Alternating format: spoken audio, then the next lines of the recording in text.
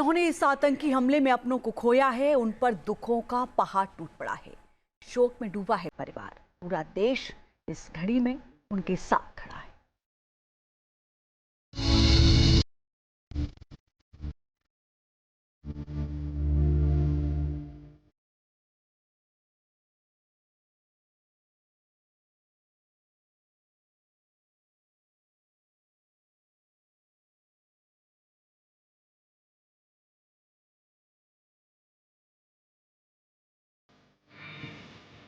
पति को अपनी आंखों के सामने मरता देखा, लेकिन कुछ ना कर सकी।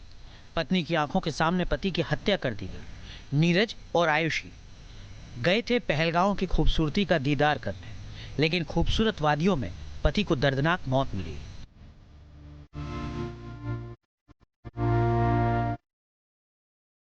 अंतिम संस्कार के लिए नीरज के शव को जयपुर लाया गया। राज्य के सीएम भजनलाल शर्मा नीरज को श्रद्धांजलि देने उनके घर पहुंचे। सीएम नीरज की मां ज्योति से भी मिले। सीएम को देखते हुए ज्योति फूट फूट कर रोने लगी। सीएम ने उनके आंसू पोंछे, सांत्वना दी। ये घटना बहुत ही दुर्भाग्यपूर्ण है और ये जिस तरह की कायरता की है, निश्चित रूप से ऐसे लोगों को सजा मिलेगी।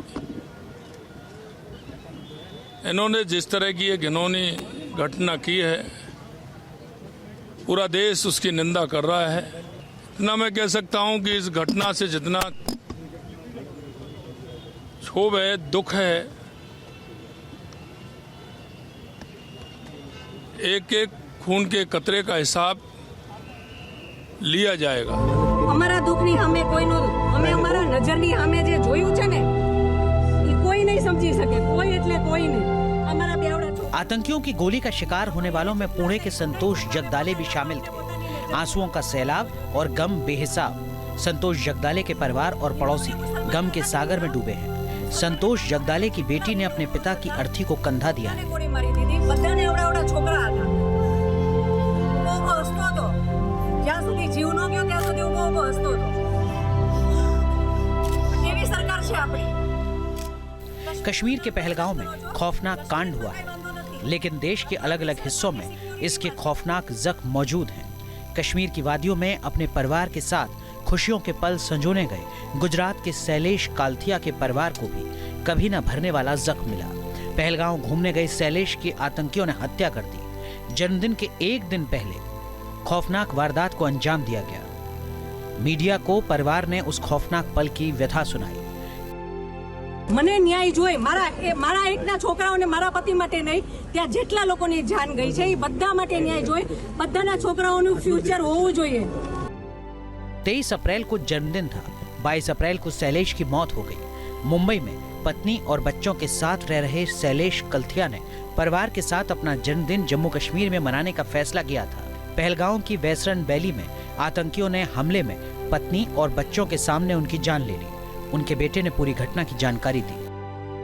हम पहलगाम गए थे। उधर घोड़े से जाना होता था ऊपर, तो ऊपर गए तो 10-15 मिनट में वो आतंकवादी आ गए। तो हम भागे और छुपे। आतंकवादी ने ढूंढ लिया। हमें तो टोटल 2 ही दिखे थे। एक ने बोला कि मुसलमान अलग हो जाओ और हिंदू अलग हो जाओ, जेंट्स को बस। और हिंदू वाले जेंट्स को गोली मार दी गन से। और बाद में जब वो अचानक से गायब हो गए, चले गए, तब सब बोले जो बचे हैं वो भागो नीचे। तो हम नीचे भाग गए। मम्मी दीदी ने तो मेरे को घोड़े पर बिठा दिया था। मम्मी दीदी उतर के आई, मैं घोड़े से आया था। किस तरह का वहाँ पे मंजर था, क्या देखा आपने, कैसे लोग भाग रहे थे, चीख रहे थे, आपने क्या सोचा उस वक्त अपने दिमाग में, कैसे बच पाएंगे? मुझे लगा तो गए थे, मेरे को लगा गए, अब तो गए, पर उन लोगों ने बचा लिया। मेरी मम्मी तो जा नहीं रही थी मेरे पापा को छोड़ के, पर हम दोनों के लिए तो जाना पड़ा था। क्या आतंकवादी क्या बोल रहे थे उस वक्त, कुछ बोल रहे थे वो लोग? हाँ, कलाम बोल रहे थे आतंकवादी। अच्छा। और मुसलमान बोल रहे थे, मुसलमानों को अपनी भाषा तो आती होगी, वो बोल रहे थे मुसलमान। 3 बार कलाम बोला, 3 बार उन लोगों ने मुसलमान बोला, और जो हिंदू थे उन्हें शूट कर दिया। कितने लोग थे बेटा ऐसे? कोई बंदूक हाथ में थे? क्या था दृश्य, कैसा देखा? हमने तो 2 देखे थे, 2 बंदे थे। और आप लोग कितने थे तब वहाँ पे? हम तो होंगे 20-30। वहाँ पे पास में आके कुछ बोले थे वो लोग? नहीं, बास में आके नहीं, थोड़ा 2-3 फुट की दूरी थी। क्या सोचा था उस वक्त आपने? भगवान को याद किया था? क्या सोचा था? हाँ, भगवान को याद किया था।